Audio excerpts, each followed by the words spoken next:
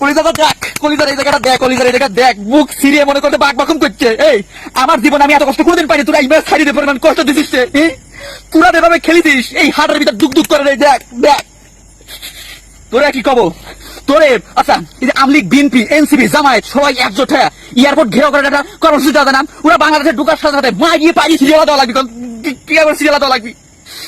জীবনটা মনে করেন খেয়ারে কিরো আজকে কত বছর আনোয়ার হোসেনের মতো এরকম করে স্টক করছি ভাই।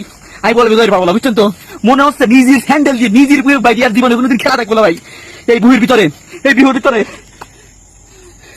দাও দাও করে আগুন জ্বলতেছে, এই বুহির ভিতরে দাও দাও করে আগুন জ্বলতেছে, দাও দাও করে তুই খেলা ঢালি। আরে কি রে তোকে এই কোন মুরব্বী বাংলাদেশে এই কৃষি প্রধান দেশে ক্রিকেট আনছিল, সেই লোকটা কিটা, ওই লোকটা তো পাইতাম টান দিয়ে সিরিয়ালা দিতাম, জাসির মতো টান দিয়ে সিরিয়ালা দিতাম।